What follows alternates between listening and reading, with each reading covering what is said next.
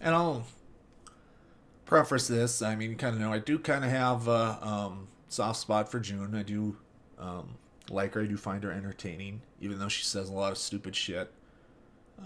So let's we'll get into it. We'll dig into the superdelegate stuff. Yep. Hello, friends. It is the morning after the dreaded Nevada caucus. And let me just say, things went way better than expected. Bernie absolutely dominated. He did not win by a few points, he won by double digits. And he made history. Bernie Sanders is the first presidential candidate to take all three early states. Nope, he didn't. He lost Iowa. So that's got to be put down. Now, granted, this was done.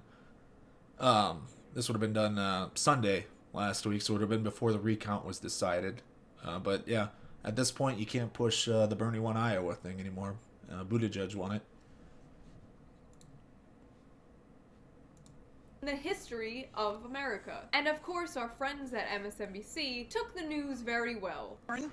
That could go in the realignment. That's the final number we're working on, but just roughly it looks like 75 supporters at this point for Bernie Sanders, 45 for Joe Biden. Nobody else with any delegates, nobody else made the cut. Elizabeth Warren only had 6 people, Brian.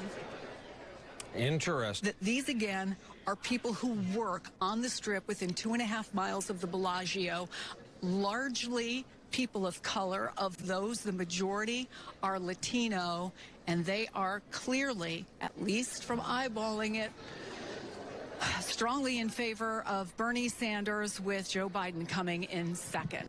That sigh. Yeah, I mean that's kind of cringe on there with your reporting, especially if you saw the polling beforehand. It was kind of obvious that Sanders was going to win Nevada. But yeah, it's kind of weird, kind of unprofessional, I'd say, in reporting on this. There's been some of it, like, no matter what you think of Bernie or anything else, the Chris Matthews meltdowns have been crazy, like beyond belief. Like, what the hell is going on with his nonsense? Probably about time for him to retire instead of just hanging around. But that fucking sigh. Working class brown people not voting the way I want them to. Please, all of you out there, comfort your local Karen, check in on them, because they are not doing well. And then you have Chris Matthews, the guy who's convinced that he's going to be executed in Central Park if Bernie becomes president, compared Bernie's win to the Nazis taking over France. I'm reading last night about the fall of France in the summer of 1940, and the General Renault calls up Churchill and says, "It's over." And Churchill said, "How can it be? You got the greatest army in Europe. How can it be over?" He said, "It's over." You know, unlike the other I mean, it's the wrong comparison to make to that specific instance, but I think I get the idea of what he was trying to say with it. Hey, they want Bernie won, it's over right away, quick and stuff here, or there's not a lot that you can do to push back, that he's just kind of steamrolling through. But as we see tonight with South Carolina, Biden's still kicking. But I'm hoping early voting is more, that helps push Super Tuesday states more in line with where the national polls are, and Bernie does well. But this will certainly help the last minute or the day of voters for Biden a little bit. who I believe are just lying and fear-mongering because they're paid to. I genuinely believe Chris Matthews is mentally unwell. I honestly feel bad for the man. And there was also this guy who, like, out of left field was like, they're gonna kill him. And the point Chris made, that they're going to kill him, but they may not stop him. Come Monday, they're going to kill him, they may not stop him. It's true. Yeah. Extremely normal take. Okay, let's not look into that. During the last debate, the moment that really stuck out for a lot of people was towards the end, when the moderators asked, should the popular vote in a primary decide the winner, or should the establishment hacks pick the winner. Should the person with the most delegates at the end of this primary season be the nominee, even if they are short of a majority? Senator Sanders, I'm going to let you go last here because I know your view on this. So instead, I will start with you, Mayor Bloomberg. Whatever the rules of the Democratic Party are, they should be followed. And if they have a process, which I believe they do, I'm trying to do so this, that yes or no, to everybody make it else, fast. everybody can. So you want the convention to work its will? Yes. Senator Warren. But a convention working its will means that people have the delegates that are pledged to them, and they keep those delegates until you come to the convention. All of the people. All righty. Vice President Biden? Play by the rules. Yes or no? Leading person with the delegates, should they be the nominee or not? No, let the process work its way out. Mayor Buttigieg? Not necessarily, not to listen Senator Klobuchar? Let the process work. Senator Sanders? Well, the process includes 500 superdelegates on the second ballot. So I think that the will of the people should prevail. Yes. Thank you, guys. The most votes should become the nominee. Bernie was the only one who said, yes, the people should be the ones to decide who wins. Everyone else was just like, yes, let the rules play. Yeah, so I'm going to say, you know, right, if you're in a democracy, right, if you don't have a system that can handle pluralities, so like a lot like the UK or Canada when electing a president and stuff that way, if you have a plurality, you have to form a coalition government, right?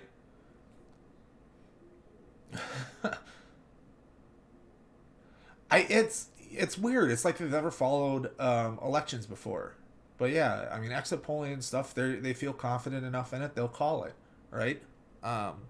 Even the who's the historical example where they called it, and as the results came in, they eventually won. Was it Truman, I think, or was it Eisenhower? Anyways, that famous holding the newspaper, I forget, but yeah, I mean, it could turn out wrong and stuff, but that's why they don't. Yeah, Truman, right?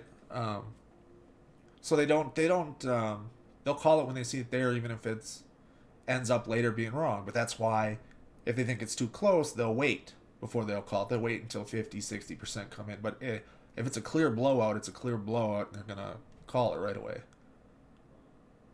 Yep, yeah, they called it for Dewey and Truman won. Yep, that's what I was thinking of there.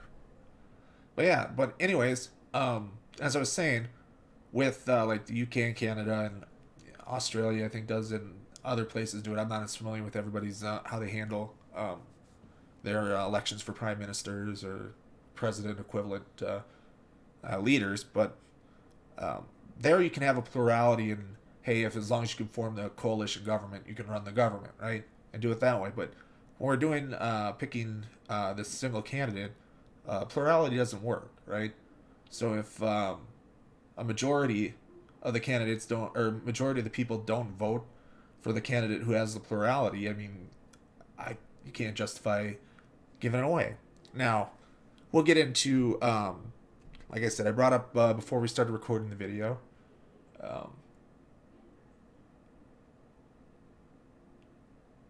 yeah, my hope was that Steyer's internal polling that he shared, where Steyer was right around 20% or so, would hold, because that would have helped Bernie quite a bit. But yeah, right now it looks like outside of maybe one or two smaller areas, counties, or however they split it up, congressional districts, it's going to be Bernie and Biden that get the delegates, and it's majority of them are going to go to Biden. Yeah. So yeah, my hope was that it was going to be 5-10 points maybe at the most, but yeah, it's looking like 30. But yeah, that was my hope for it coming through, is that it was going to be closer to that. Yeah. And Bernie's a little below his 23% polling last I saw. So hopefully that picks up and he doesn't underperform. Because if he underperforms that's I find that concerning, because that would mean he's underperformed polling in 3 of the 4 first states, which really affects on what he can do with the plurality. But yeah, and it's not just she'll get in here talking about it. We'll do some of the math on winning on this and kind of explaining the process a little more that she was just gonna miss, right? Because super delegates are bad, and right, I prefer there weren't super delegates, but I mean, after if it comes to a contested convention, all the delegates get to vote the way they want, not necessarily the way that the results of their states are that they're pledged to. And if candidates drop out on the first ballot, those candidates' delegates are now essentially super delegates and get to pick whoever, right? So we'll get into some more of this here. Play out. Yes, the rules. We love the rules. It was pathetic. The only reason they're just like, yes, let the insiders have more of a say than citizens is because most citizens are voting for Bernie. They know that. I mean, most of them aren't. I mean, he's going to end up with or I shouldn't say he will end up, because given the South Carolina win, maybe it propels Biden. You know, maybe Bloomberg pulls out and Biden emerges in the chance and could come in. But, you know, going into this, when she put out this particular video, Bernie did have the most votes. But, you know, like I said, we're not forming a government like the UK or Canada where we can get by on a plurality. You got to have a majority, and it should be a majority that counts towards that way, right? Otherwise, you're saying, and this is where I would prefer either like I've said before, I would prefer that all delegates be rewarded proportionally going through and no 15% cutoff. That would be the ideal for me. But if you're going to do the 15% cutoff to ensure that, you know, a majority is reached before you get to a convention, you do ranked choice voting, right? And you have the 15% cutoff, and you award proportionally on that. Right, that's the way it should go with it. Whereas the current thing means that all the people that vote for candidates that fall below the cutoff are ignored when the delegates are given out. Right, so their will isn't being respected at all. Right, they're not getting their kind of representation in there. So they won't win the popular votes. They're just like, yeah, you know the whole smoky room thing? Yeah, let that play out. That's good. That's the only way I can win. So, yeah, Bloomberg's it's not working quite the way he thought it would, right? Like, Bernie's got a strong base, right? He's got his base that's not going to leave him. Yeah, Bloomberg's hurting Biden a lot in doing this stuff, and may actually elect Bernie. Which, hey, if it works that way, I'm a Bernie supporter. That's what I want. My number 2's Warren, and she's just, you know, she's on life support at this point. There's really no way I see her getting back into the race. Now, she can keep going, keep the delegates she has won, and leverage them at the convention, which is what she should do. Even if she quits kind of advertising and campaigning in future states. Yeah, Bloomberg's trying to be the moderate, kind of grab that moderate lane and to rise up. And it made sense when Biden was looking weak, but yeah, after tonight, I don't know how you get Biden looking weak and you can take the moderate lane away from him. You know, skipping the first 4 states. But we'll see. Like, the reports that came out, Biden spent almost no money in Super Tuesday states, right? Which is probably a big reason why Bernie's been climbing in those polls, right? Is that Bernie's spending money there, Bloomberg's spending money there, and Biden's spending nothing. Now, his PACs, it just came out today, his PACs are now spending, I think it's about $2 million or $1 to $2 million they're finally going to put into some of these Super Tuesday states to try to turn it around and push his, what will be his big South Carolina win.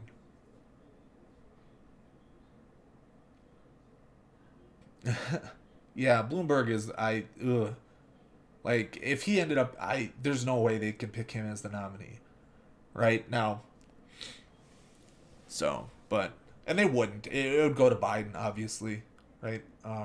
If it got to a contested convention and say Sanders couldn't convince any of the super delegates, and couldn't convince any of the pledged delegates that are free after the first ballot to come vote for him, which we'll get into some of the numbers here in a bit. Internet pal Veronica, who is also a Bernard Brethren, wrote a great Medium article, and so I'm going to read it to you because I think it perfectly describes the issue with superdelegates and why they are so scary. So, get cozy, grab a snack, because Mama June is going to read you a story. When superdelegates cancel your vote. Imagine that you're an apathetic citizen. I don't think most of us have to imagine that. Never before has a politician inspired you into paying attention enough to vote. Then, out of nowhere, a Democratic presidential candidate comes along, speaking your ideological language. You feel seen, you feel heard, you feel important. Finally, you're inspired. Now, I know a lot of you have probably felt that way with Bernie, Yang, Tulsi. Hell, if you're a conservative, Ron Paul, Trump, there are a few people that you probably felt really inspired by and actually encouraged you to vote for once or start paying attention to politics. I know that. Yeah, it's I mean, but the whole premise is that about canceling your vote. It's not canceling your vote, right? It's representative democracy in a way, and how this stuff works, right? And if you want to get involved and get rid of like superdelegates, get involved with the Democratic Party. Don't just be Johnny-come-lately and try to get upset when the rules that their party, through the way they conduct democracy in their party and stuff, and vote for things, set up, right?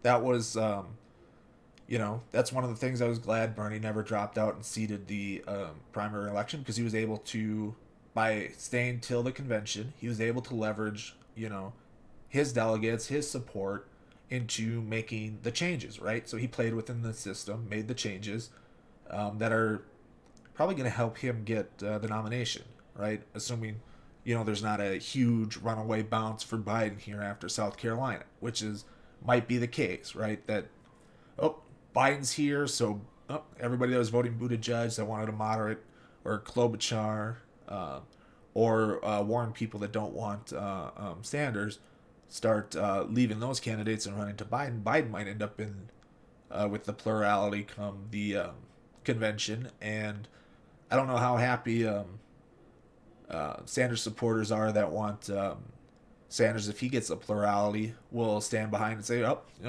right, Joe's got the plurality, he can have it, right? I don't think they're going to be too happy with that, right? So there might be a bit of hypocrisy in here in how they're gonna they're pinning this. That's what Bernie did for me. Before that, I didn't really care about politics. So you reach out to your candidate's campaign. So I'm gonna say, I followed Shoe long enough that no, you kind of cared about politics. You wrote for a libertarian blog back in 2012, 2013. So you were more right on the spectrum. So, yeah, you cared to some extent about politics, and you got in on the anti-SJW stuff. So there was that stuff there, yeah. Yeah, and I mean, there are people out there that don't really care about politics, and, somebody comes along and brings them in, right? I think Obama did that for a lot of people in 2008. Granted, I was still in my libertarian phase at that time, so Ron Paul was the guy that got me excited over the two candidates, right? Although I'm still pretty much I'm the weird guy, the anti-two party kind of thing, and I'd like to see other things bring down, but yeah.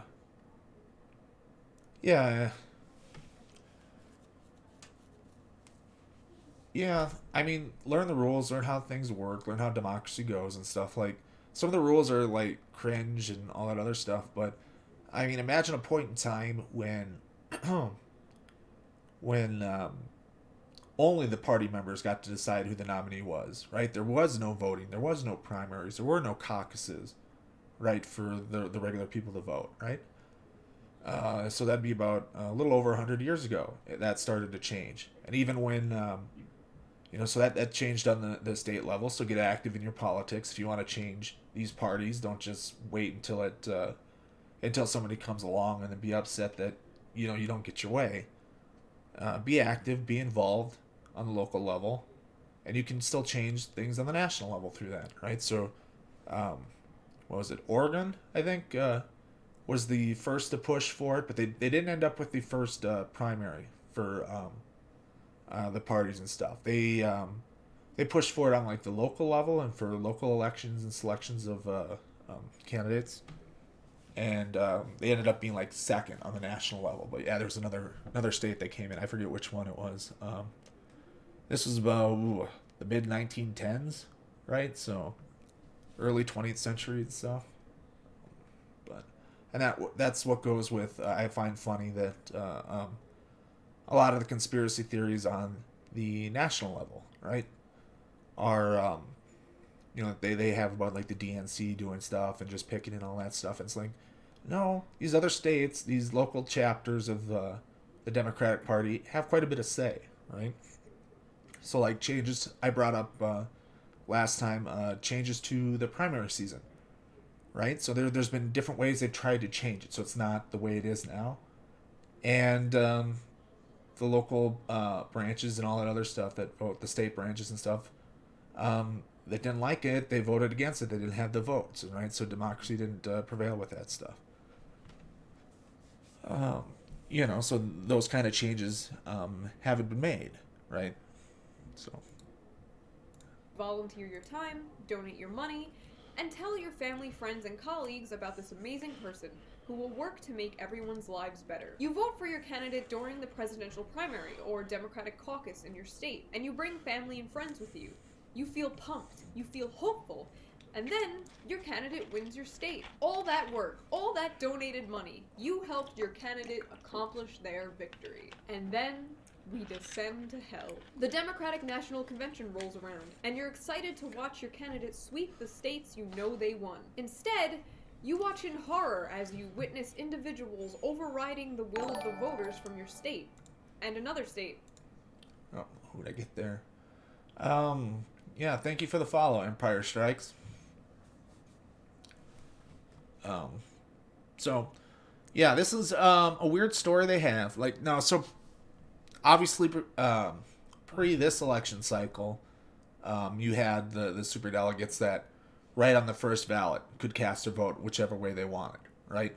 Which sucked because it kind of sucks some of the wind out of challenging candidates, outsider candidates from catching wind and catching fire and stuff. Catching fire would be the better phrase. In the nomination process, right? Yeah. Ugh. Yeah. And I wasn't even big online when I was a big Ron Paul supporter, right? I was I just liked and I say this a lot with how I describe my fiscal conservatism and stuff like that. I like the idea of the non-interventionism, right? That was big. There was let's quit spending the money there, balance the budgets and stuff better, do all these other things, kind of things, small government and all that stuff there. But that was the kind of big push for me because at the time when I was voting, the Republicans were war, the neocons were all that stuff, right? And for someone that held the at least the fiscally conservative bits I like there wasn't anybody for me, right? Until Ron Paul came in and and being the libertarian and stuff, that opened up the more social liberal stuff that I enjoyed. So libertarianism, in that sense, the fiscal conservative social liberal stuff worked for me, and that's why I liked Ron Paul. So, but I wasn't super online with people, so I wasn't with quite the fervor, right? So when and I was in one of the states that voted last, so Paul was already out of the race by the time it got there, so I didn't vote in any of the primaries. But yeah, it's crazy, kind of seeing the kind of the crazy online support he had, looking back at it. And another state. And another state. All because a group composed of a majority of rich, unelected, party insiders believe they know what's better for you, your family, and your state. How did this happen? All right, well, so most of the superdelegates are elected officials, right? They're members of the House, they're members of the Senate, are superdelegates. There's, yeah, so they're elected there, and then the people that run, like the chairs and stuff for the different DNC stuff, different Democratic parties and stuff around the states, and then inside the DNC, those are all voted on as well, right? Those are all voted positions and elected positions, right? It's welcome to representative democracy, right? You may not like the representative democracy, but that's kind of how it works with these here. Superdelegates. One superdelegate's vote overrides the voices of 10,000 Democratic voters. Why do a bunch of and pledge delegates after the first ballot can override just the same, right? If you can use that same exact number for once the second ballot comes around, and everybody's free to vote for whoever they want, right? They don't have to stick with what the state voted for, right? So the hyper focus on the superdelegates is weird, right? And we can go into the math here once we get to the end. We'll go through the math and kind of lay out a path where Bernie could win without a single, well, he'd get at least one himself, right? So Bernie's a superdelegate on his behalf. But yeah, they're not billionaires, right? It's not people that just bought their way into different seats and all that other stuff. No, these are the politicians. They're the ones that run the party. They're the ones that that people elect to do things. But yeah, we'll get into the math and we'll show how it's possible that Bernie wouldn't do this. So I think we're gonna grab to do that. We'll grab the 538's average delegates and just assume that's where it finishes. Obviously, with South Carolina, those numbers might change a little bit, but we'll just use that and work from there on what he would need.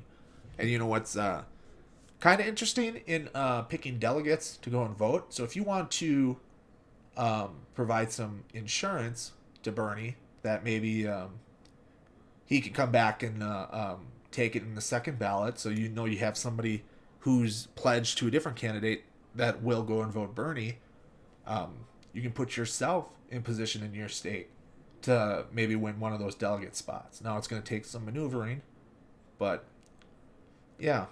So if you want to be sneaky and be undermining going through the system and stuff that way, there's another way you can hold some cards in favor of Bernie. It might be too late now in several of the states in the process where we are, but if you had been paying attention early enough, you can kind of put your finger to the wind, find somebody there, and be that fail-safe option. Wealthy lobbyists and party insiders get to thwart the will of the people. You quickly learn that the Democratic and Republican parties are left to self-govern and write their own rules regarding how to handle or mishandle votes under the... Yeah, well, thanks for that, Mrs. Snarky. I appreciate him watching, right? That's nice. I try to explain things the best I can in simple ways. Yep. 11% reporting. 53%. Yeah, he's doing well. Like, even better than the polls had him. That's a win. That's a statement. So, yeah, a little disappointed right now with Bernie's performance. That is not good. The premise of doing business as private organizations, which again, as we know, is the excuse the DNC used when they were fucking sued for rigging Bernie. So I've read up on this. It's the things that they latch onto for rigging against Bernie. Yeah, they're their own private organization, right? They can set the rules however they want, but that doesn't mean they can do just whatever they want within their own rules, right? There's different things and stuff there, right? And so, like I said, if you knew you were going to get involved and you wanted to get rid of those superdelegates to clear your path, This is where getting involved in this system and working within the system to change it is a good idea. And a lot of Bernie supporters don't ever really want to be a part of this system, and so think it's rigged against them to do all that stuff. And yeah, it's rigged against any kind of outsider candidate. That's the point of the superdelegates, right? They were put in after McGovern, right? After McGovern's sweep and stuff there, so that they could have more thing to win, right? Because these parties, they want to win, right? They're there to win. They're not there to just throw whoever out there, right? So yeah, that's Does the Republican Party have superdelegates? Yes, the GOP does have superdelegates, but they are pledged delegates, which means that they have to vote according to the will of their electorate. Unlike the Democratic Party superdelegates, who are free to thwart democracy as they see fit. Yep, so, but pledged delegates, right? So the plurality comes. So what's funny and what could happen is Bernie loses all his support and does worse on the second ballot than he does on the first ballot, right? Because the delegates he picked are fine coalescing around somebody else when it comes to contested convention. So, yeah, their job is to look out for the interests of the party, right? Yeah. And you know what? I'm probably one of those like Shoe that think some of these changes to the party I'd be fine doing. Like, I would prefer much more where you could, not necessarily the same way that they vote for their candidates and how they do all their selecting of candidates and stuff, but I would like a system like Canada or the UK where we have 4 or 5 viable parties and then we can do these things more proportionally. Now, for me to get that, I'm going to have to work more into the system than what somebody would want there, or just say it's never going to happen, so I'm just going to sit it out.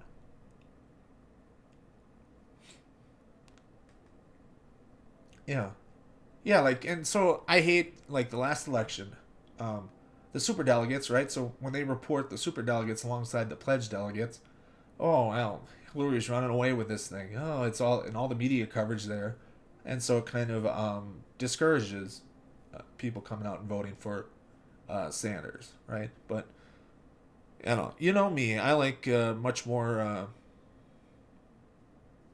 I like things to get contested, things to do, because I think it's the best way to get the ideas out to people, or the best ideas. So if there's, like I said, Yang's UBI, if everything's proportional and Yang, the whole way through gets roughly 5%, and he gets 5% of the total delegates. His, whatever that number is going to be, that's going to be what?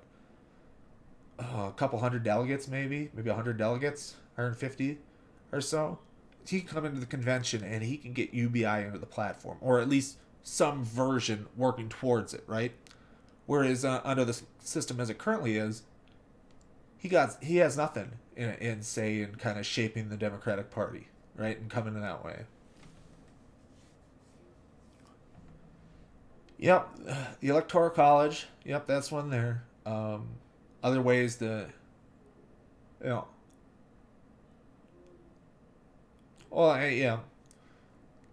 I think some of that's got to change.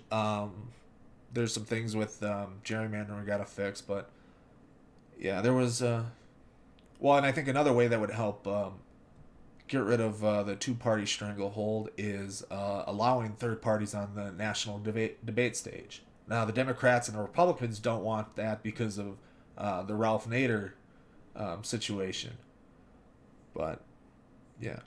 But, I mean, and even in a two-party system, and I've argued this stuff with you before, Maddie, or at least put this argument forth, that you can still make a change to how things are going in the two-party system by supporting up and lifting up at least a large enough percentage voice in a third party, right? So, you go back to the early 20th century, the Socialist Party had a fair amount of effect on the two major parties just because there was enough people outside saying, hey, here's the ideas, here or there. So the two parties had to go, all right, so how do we get these people in and vote for us? We'll adopt some of these ideas, right, and fix that.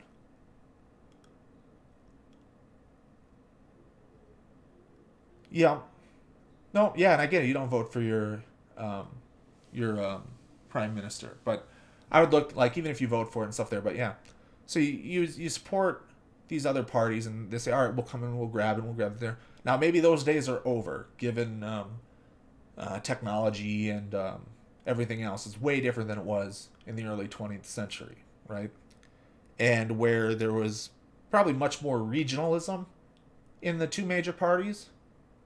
As we find out, Democrats from the North were different from, say, the Dixiecrats, right? And all that other stuff. And there was more of that that difference and stuff there. That's why you get, when you talk about the progressive era, you get both Republicans and Democrats being part of the progressive movement and working together and stuff and doing all these things that we just won't see now with kind of how polarized the parties are. So maybe my third party idea in voting third parties to make a change to the major party isn't going to work anymore. And it's like, nope, you got to go into those two parties, and then you got to find a way to get rid of the electoral college, right?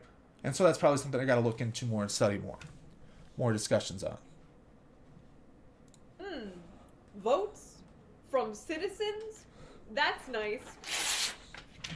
So that, my friends, is the issue with superdelegates. If Bernie gets so many votes like he did in Nevada, they're not gonna get away with this. Could you imagine if they tried to steal it again? There's going to be riots.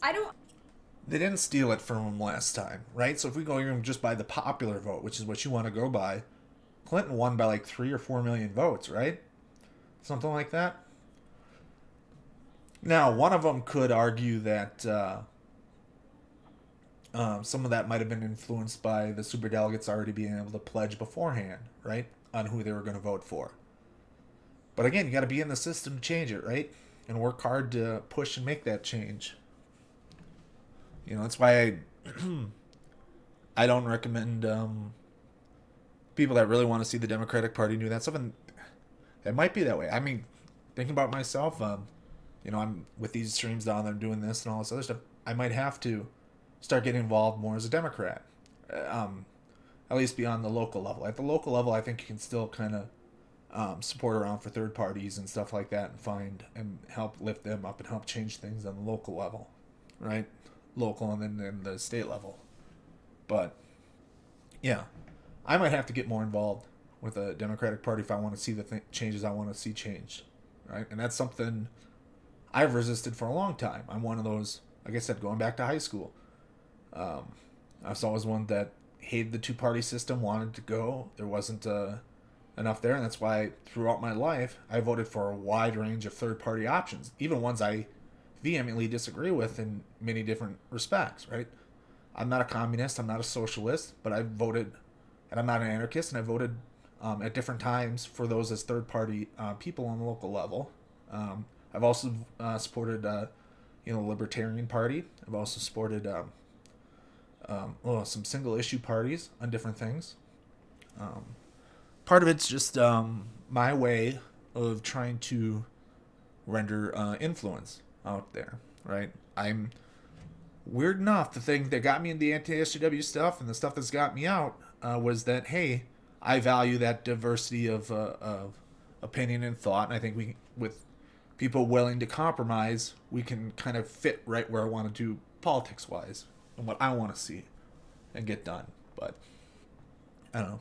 That's always been my thinking, and that might have to change now that I'm older. But I honestly don't think they're even going to try it, because it's just going to be the end of the Democratic Party. I know so many people who will stay home.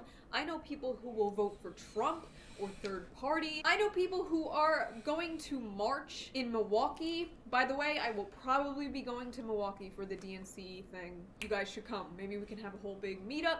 If there are riots, we will just sit back and, watch from afar, just sipping tea. We just want to see democracy play out. We just want to see people vote for who they want. But the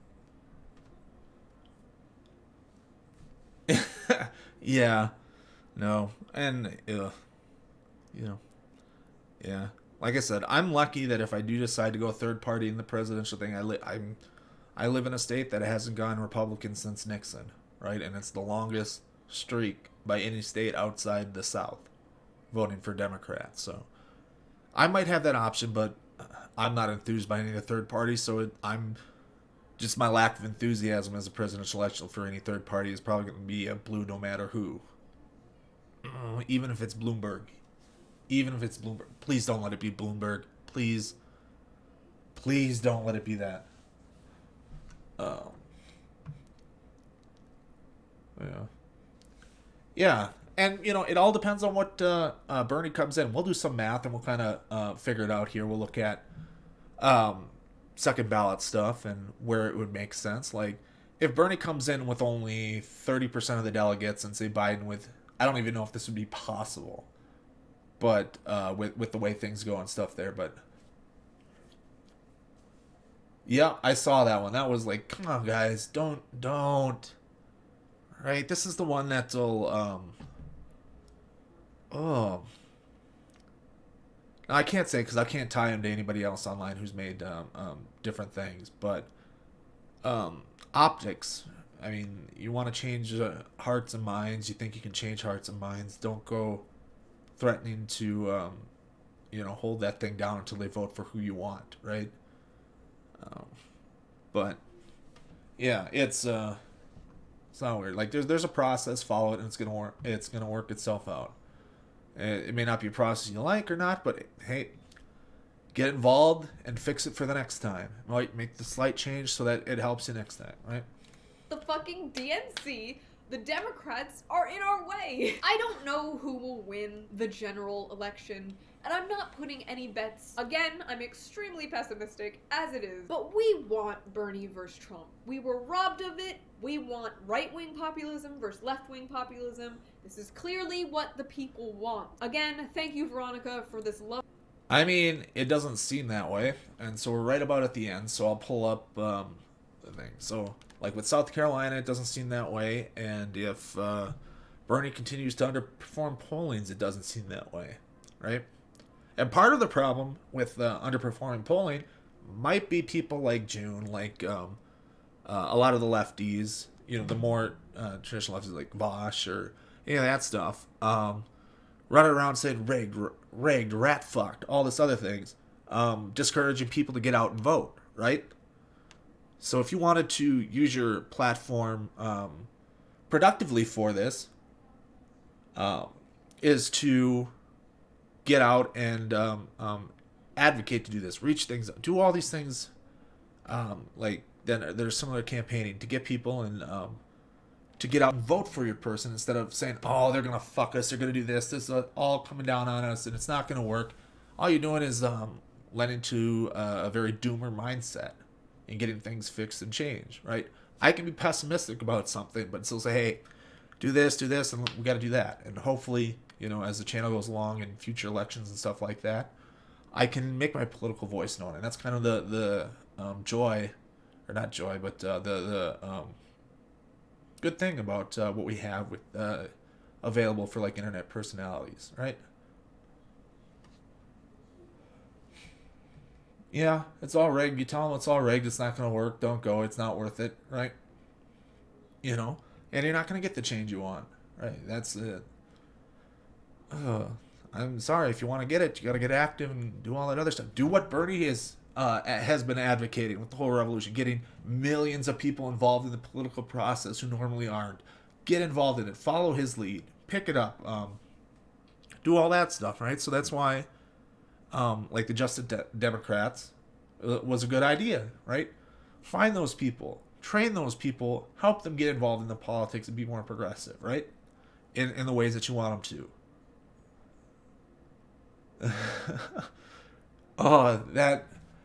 Telling their audience to die and all that stuff. That's the remember the Calvin No, I know, but that's the Calvin and Hobbes cartoon bit.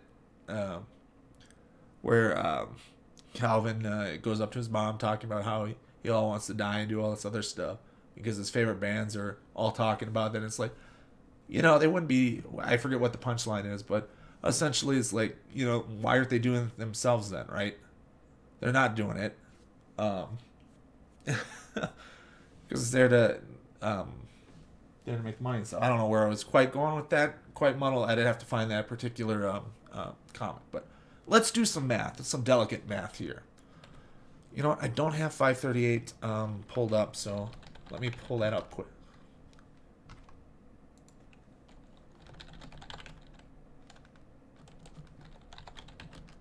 Uh, 538 projected delegates. I think this will.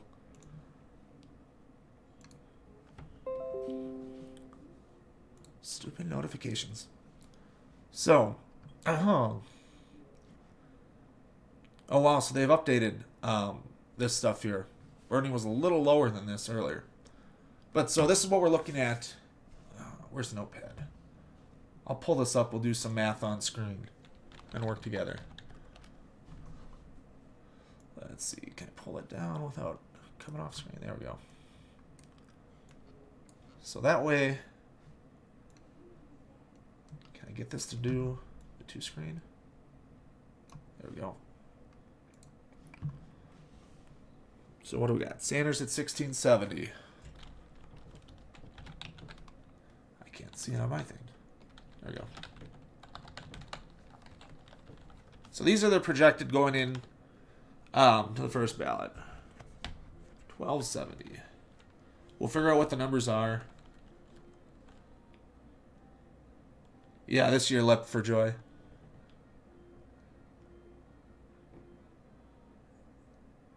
No, I don't think they were trying to get Cenk into office, right? Because, you know, that Cenk getting into office only became available when Katie Hill got pushed out. You know. Which kind of sucks for her, right? Especially for a lot of the treatment she got over her thing. Like now, obviously she shouldn't have been messing around with the staffer, but it's a lot of the same things. I probably look really bad here, but my setup is really weird in looking at my screens and how I do that. So you could probably see here's like, why isn't he typing fast enough to fill this out so we can jump to a different page? What do we get? 224 for Warren.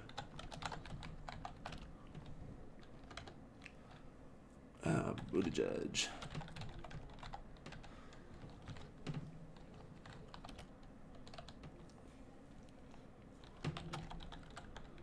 Klobuchar for 61. All right, so that's what we have projected, and this would obviously be before the South Carolina results are factored in. I think the South Carolina results are higher than what they thought, and they're trending that way. But yeah, so there might be a bigger bump in here that really changes this, but we'll use these numbers for sake of argument. Where's my delegates? So they need what is it, 1991? Yeah, 1991 on the first ballot to get the majority. 1991. So Sanders is going to fall, what is that, about 321 short? Totally rigged against Klobuchar. Yeah. So he's going to be 321 short on the first ballot. Now that number goes up to 2382 after the first ballot. Right? So on the first ballot, on the next ballot, he'll be doing math in my head. I'm on a computer. I should probably just pull it up. Well, that's true. I actually have a little bit of experience. Now, I was really young at the time, but campaigning. But my mom ran for local political office when I was in the 90s. What was I? Probably 10 at the time, so this was probably 98, maybe? Right around there. Didn't end up winning, but yeah, I got involved with canvassing around and would ride around with her with the flyers and all that other stuff, bringing it around, so yeah. Local election was rigged against my mom. 2382. So we're at what? 712, it looks like, by my quick math, from second ballot. So we'll figure out what do you need. So Biden looks to be 1112, looks like. Bloomberg, I'm going to have to pull up the calculator. Don't make me do the math. Why I chose to do math on here, I will never know.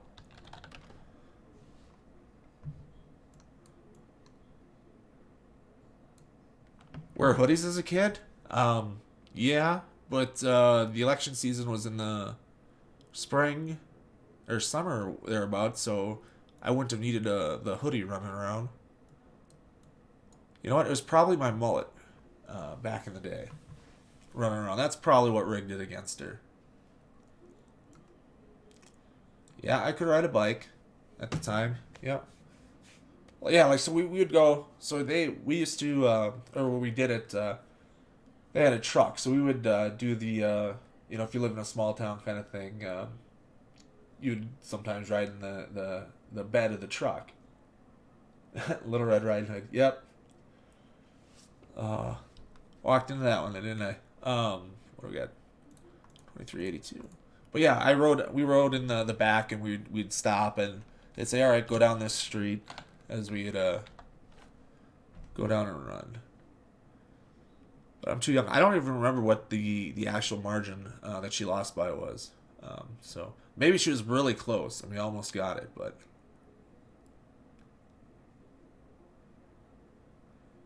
Oh, yeah. I got a lot of hoodies, and that's from being an athlete in high school and college and stuff. We would... so any workouts and stuff we did in college for our college team, I would have to wear team logo and stuff on it. So I have a whole bunch of hoodies just for that. So like in the spring and stuff, when we're not running around in pads and stuff, and we're working out, and it's still cold. I have plenty of that all blazing on. What do we got? 573. No, why did I do division? I'm an idiot. Minus. So 1809. 9. There's what? 3. Excuse me, 349. 2158. Right? Did I get that right? My math is bad. No, that's right. 172 is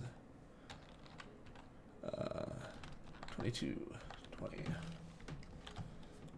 and 23, 22. All right. So let's do a little math on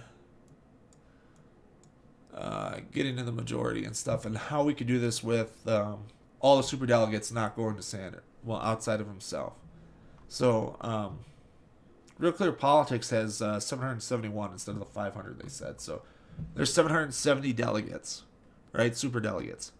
So, if these numbers play out the way they are, even if they all went to Biden, you'd have to assume, Biden would have to find another roughly 400 delegates among who's left, right? And that's assuming everybody that was pledged to Biden in the first round stays with Biden, right? So it could be that, say, the 224 for Warren and goes to Sanders, just all of it. Probably wouldn't be the case, but that makes the most sense where it would go, right? And so you're almost to, you're 1,900, so you're about 400 short. So at that point, I have a hard time thinking that all 770 superdelegates don't go to Sanders, right? And there might be some from Biden, but so there's ways you can get close enough that you could get away with almost no superdelegates, right? And so the concern over the superdelegates deciding somebody else, it's just the numbers aren't there for it. What would help is if Sanders came in with 1,800 or whatever, even as a plurality. At that point, I think it's pretty set that Sanders would get it on the second ballot, but who knows? As the numbers as they are now, the superdelegates probably aren't enough to sway it away from Sanders. So the concerns over him, I think, are, what do I want to say? Not, I'll say overblown a little bit. Right, so he could get enough with the pledged delegates, but that's kind of the math there, and we'll end the video there. That's probably a little rambly more than I wanted. Should have been a little more prepared. Might work better if I actually didn't edit my videos, but